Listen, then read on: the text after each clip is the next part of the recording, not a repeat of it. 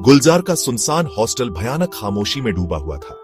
उसकी टूटी खिड़कियां ऐसे लग रही थीं जैसे खाली आंखें जो वीरान गलियों को घूर रही हों। किंवदंतियां कहती थीं कि इन दीवारों के अंदर अकल्पनीय भय छुपे हुए थे और अब यह वक्कार का अड्डा बन चुका था।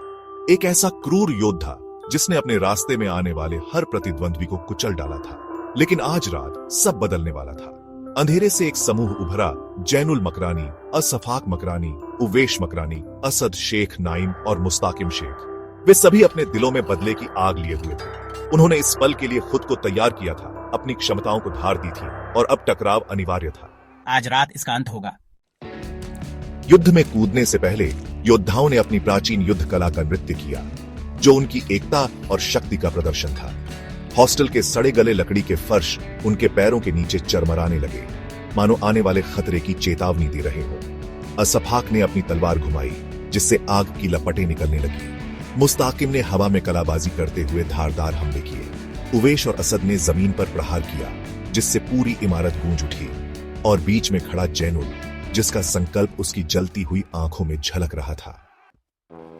योद्धाओं ने सतर्कता के साथ जर्जर गलियारों में कदम रखा, वक्कार के भूतिया सैनिकों से बचते हुए जो हॉस्टल के अंधेरे में मंडरा रहे थे। असफाक और उवेश ने आगे बढ़कर पहली लहर का सफाया कर दिया, जबकि असद और नाइम ने छिपकर दुश्मनों पर हमला किया। जैनुल, वो हमारा इंतजार कर रहा है। ये जगह जिंदा है। तो चलो उसे इंतजार न कराएं। पुराने जर्जर हॉल में वक्कार खड़ा था।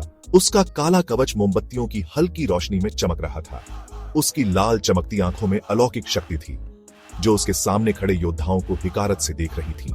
मूर्ख, क्या तुम सोचते हो कि तुम मुझे हरा सकते हो? मैं ही अंधकार हूं, तो मैं तुम्हें सूरज की रोशनी दिखाऊंगा।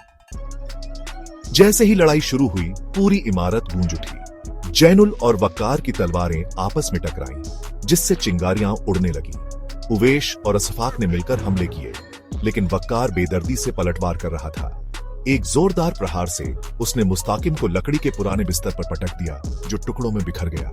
असद और नाइम ने मिलकर हमला किया, लेकिन वक्कार ने बड़ी आसानी से वार को नाकाम कर दिया। तुम सब कमजोर हो। उसने गुस्से में चिल्लाते हुए उन्हें भूतिया दीवारों से टकरा दिया। नहीं, हम मजबूत हैं क्योंकि हम एक साथ लड़ते हैं।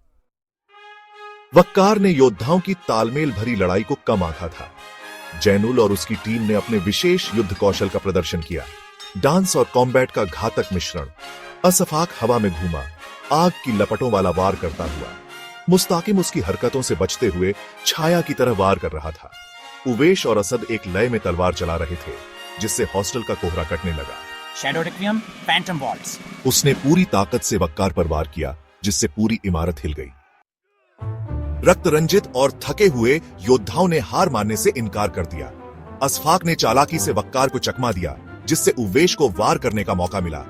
मुस्ताकिम और नाइम ने अपनी तकनीकों को मिलाकर वक्कार को जकड़ लिया, जबकि हॉस्टल की आत्माएं चीखने लगी। शैडो रिक्वियम, अंतिम सूर्य ग्रहण। उसने अपनी तलवार घुमाते हुए वक्कार के सीने को चीर डाला। वक्कार चीख उठा, उसकी आंखें सदमे से फैल गईं और उसका शरीर धुएं में बदलकर हॉस्टल की दीवारों में समा गया।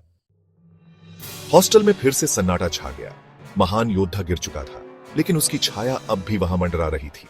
तो अब क्या? S1 खत्म हो गया। हम जीत गए। अब कोई डर नहीं, कोई हिंसा नहीं। लेकिन ये जगह अभी भी मुक्त नहीं हुई है। हम यहाँ से चले जाते हैं और कभी वापस नहीं आते। और फिर योद्धा हॉस्टल से बाहर निकल गए। पीछे से आत्माओं की सिसकियां धीमी होती गईं। उनकी लड़ाई समाप्त हो चुकी थी, लेकिन वक्कार के हॉस्टल की दास्तान हमेशा के लिए याद रखी जाएगी।